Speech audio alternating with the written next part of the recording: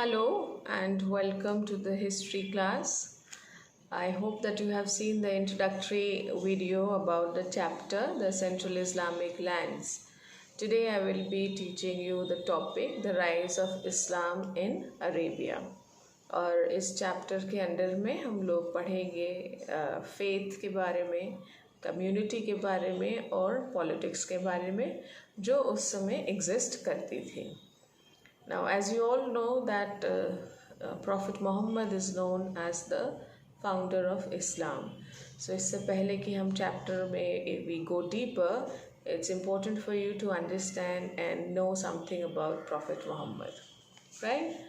Now, Prophet Muhammad was born in 570 AD in Makkah. He was from a very pious मतलब holy family से belong करते थे, जो कि उस समय में they were in charge of the Kaaba. He belonged to a tribe called Quraysh. ठीक है, और उस जो वो ट्राइब थे और वेरी स्पेसिफिकली जो उनकी फैमिली थी वो काबा जो उनकी होली प्लेस है उनके इंचार्ज थे. उनकी देख रेख का काम मोहम्मद साहब की फैमिली को मिला था. Now before Muhammad Sahab grew and actually started teaching, उस समय बेसिकली दो इम्पोर्टेंट कम्युनिटीज़ थे, जिसमें से पहला था जूइश और दूसरे थे Christians. So Jewish and Christianity existed, so लोगों में इसका इन्फ्लुएंस बहुत था और इसी के तहत भी और may be because of the influence और other things also that existed during that time, we may say that the people में बहुत ज़्यादा idol worship था, यानी कि मूर्ति पूजन का रिवाज था. और यही कहा जाता है कि शुरुआत में काबा में ऐसे सब अपने अपने जो भगवानों को मानते थे उनकी मूर्तियाँ रखते थे और उनको उनकी पूजा की जाती थी. They used to worship their idols. When Muhammad Sahib was born, that time also idols were worshipped. Now, speaking about Mecca, Mecca was a very important place strategically, क्योंकि वो यमन और सीरिया के बीच में थी और काफ़ी लोग आते जाते थे. तो ना ही सिर्फ दुआ बंदगी के लिए आते थे बल्कि वहाँ पे ट्रेड एंड कॉमर्स भी बहुत अच्छा था. And people like use to go, जैसे अब हज होता है उस ज़माने में भी हज होता था और लोग हर साल जाते थे. तो it was a meeting place of all the people to exchange their knowledge about their faith, their religion and also something about trade. But Muhammad Sahib was an Arab and he was the one who preached that there was only one God. और उन्होंने ही ये सिखाया या उन्होंने ये बताया जब वो बड़े हो गए. और कहा जाता है कि he started preaching from 612 to 632, right. And इस बीच में उन्होंने काफ़ी सारी बातें बताई and he actually he said that there is only one God. He declared, और ऐसा मानना है लोगों का कि उन्होंने लोगों को बताया कि he was the one who was sent by Allah himself and he was the messenger of God and God had ordered him to preach the religion or start this religion. और इस पूरे इस्लाम का जो क्रक्स है या जो main उनकी सीख है वो यही है कि सिर्फ एक ही भगवान है, जिस अल्लाह, जिसकी हमको पूजा करनी है और जिसकी हमको इबादत करनी है या जिसको हमको वर्शिप करना है. सो उन्होंने ही ऑल्सो गेव अस, जो हमारे मुस्लिम बच्चे हैं वो जानते ही हैं होंगे, he gave us the 5 pillars of the religion. उसको हम 5 फ़र्ज़ के नाम से भी जानते हैं, जिसमें है कलमा यानी कि जो दुआएं जो वो मुस्लिम लोग बोलते हैं, नमाज जो कि 5 वक्त की जाती है, रोज़ा जो महीने भर का रोज़ा रखा जाता है ईद से पहले। ज़कात होता है जो हम लोग चैरिटी, जो हम किसी के जिसके पास भी जितना हो उसके सैलरी के अकॉर्डिंगली उसको थोड़ा परसेंटेज चैरिटी में देना पड़ता है। और लास्ट है हज। तो अगेन ये एक पॉइंट है कि अगर आपके पास इतना पैसा है कि आप हज पे जा सकते हैं तो कोशिश यही होती है कि इंसान हज पे चला जाए, depends upon the economic status. But बहरहाल दीज आर द 5 फ़र्ज़ और the 5 pillars of the Muslim religion on which the religion is based.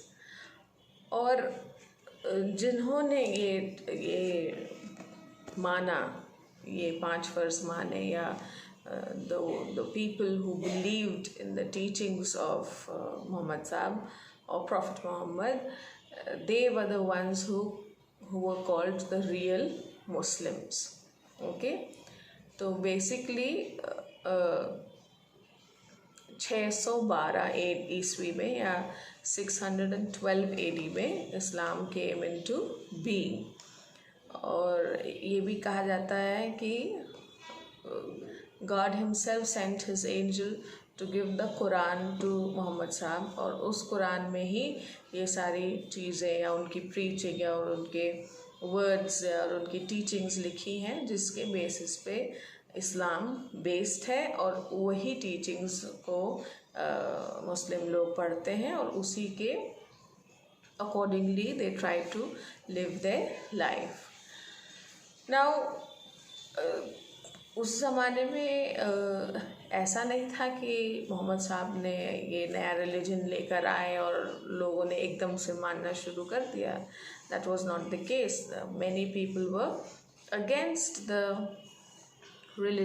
Against Mohammad साहब also, because they were very strong in their faith. वो लोग idol worship में believe करते थे और उनके लिए ये सब चीज़ें बिल्कुल भी नई थी, तो वो मानने में उनको थोड़ी परेशानी हुई, थोड़ी हिचक हुई, and they were not very ready to accept the teachings of Mohammad साहब। So there was a group of people who was against Mohammad साहब and they did not want him to stay in Mecca, right.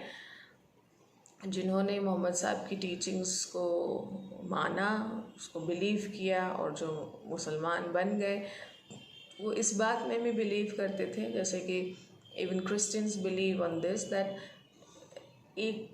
There will be a day of judgement, क़यामत का दिन आएगा जहाँ पे सबके गुनाहों का हिसाब किताब होगा, and accordingly you will be sent to heaven और hell. That is their belief. So जो मुस्लिम्स हैं, जो ट्रू मुस्लिम्स हैं, वो उन 5 फ़र्ज़ को बिलीव करते हैं और वो ये मानते हैं कि एक क़यामत का दिन आएगा जहाँ पे सबके गुनाहों का हिसाब किताब होगा। These are the suppose to be the real Muslims. But जो लोग ये सब नहीं मान रहे थे, तो उसकी वजह से in the year 622 AD Muhammad Sahib was forced to leave Makkah and he went to Medina. यानी कि उनके ख़िलाफ़ इतने सारे लोग हो गए कि लोग नहीं चाहते थे कि वो मक्का में रहे, लोग नहीं चाहते थे कि मतलब उनकी लाइफ के लिए भी थ्रेट था। तो इसलिए वो लोग मोहम्मद साहब को इवेंचुअली मक्का छोड़ना पड़ा and he started staying in Medina. जब वो मदीना में रहने लगे, सो इट ऑल्सो ये मुस्लिम लोगों के लिए वो भी एक इम्पॉर्टेंट बात है, because they believe that the time when he reached Medina is the time when actually the Muslim calendar starts, right? And that marks the beginning of the Muslim calendar. So खैर जब वो Medina आए तो एक for any religion, you know, it is especially a new religion to spread, it is important to have the support of not only the people but also the government, the people who are ruling that place. तो जब वो Medina पहुँचे तो उनको ये backup की, ये support की ज़रूरत थी जो कि वहाँ पे मौजूद नहीं थी. So after reaching there we see that Muhammad साहब प्रीचर तो थे ही, लेकिन वो एक पॉलिटिकल लीडर भी बन गए, right. And slowly he started getting a hold on Medina. And obviously इस बीच काफ़ी मक्का के ट्राइब से और लोगों से काफ़ी लड़ाई हुई, बीच बीच में काफ़ी झगड़े हो जाते थे. And they were like small fights here and there, but Muhammad Saab did not lose hope. And at a point of time you can say कि उन्होंने एक समय ऐसा आया जब he was able to conquer Mecca, right. और जो जितने आइडल्स वगैरह थे वो काबा से हटा दिए गए. तो एट प्रेजेंट वहाँ पे कोई आइडल्स नहीं है, राइट. एक पत्थर रखा हुआ है जो आपने फ़ोटो देखी होगी, एक ब्लैक कलर का क्यूबिकल है और ब्लैक कपड़े से ढका रहता है. That is the most important place of the Muslims. And generally what it's a must कि लोग वहाँ जाएं और हज करें, लेकिन अगेन उनकी इकोनॉमिक कंडीशन पे डिपेंड करता है, right. So basically he took over Mecca, and then he was able to spread this religion. He was able to spread Islam to not only Medina and Mecca but also the neighboring places. मैं आपको जिसको basically हम लोग Arabian peninsula कहते हैं, उस पूरे peninsula में इस्लाम was the dominant religion, or it became the dominant religion. I'll send you the map also with the video, so आपको बहुत, ये आपकी बुक्स में भी है, तो आपको और क्लियरली समझ में आएगा कि इस इन एरियाज में. But there are certain places over there also in the Arabian Peninsula where we have references of those places as the birthplace of Jesus Christ, or as the place where he grew up. और तो basically और जहाँ पे वो उनकी death हुई, तो basically हम लोग that Arabian peninsula is a place which was dominated by Christians, by Islam of course, and by the Jews. Well, Jews were very less in number because later on some of the Jews also converted themselves to Islam, right. उन्होंने भी अपना कुछ, सब ने नहीं, जो बहुत कट्टर या बहुत ऑर्थोडॉक्स थे उन्होंने नहीं बदला, लेकिन कुछ लोगों ने अपना रिलीजन चेंज करके अपनी free will say they became Muslims. Okay.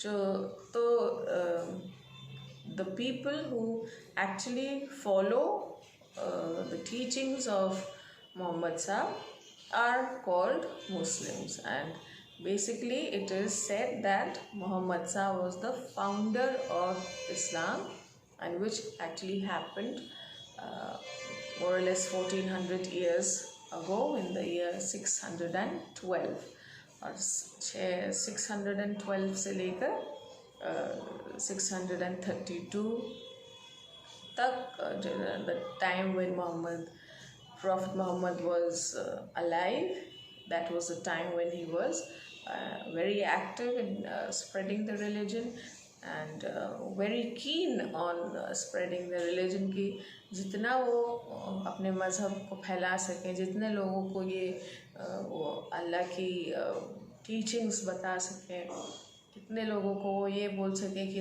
एक ही खुदा है जिसकी हमको इबादत करनी है. He tried his best to do. And कुछ समय बाद जो लोग उनके खिलाफ भी थे वो लोग ने भी वो रिलीजन को अपना लिया, right.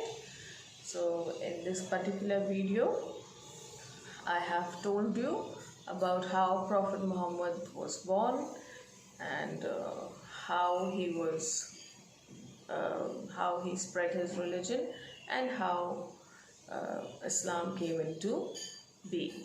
Okay, So I hope you will understand it.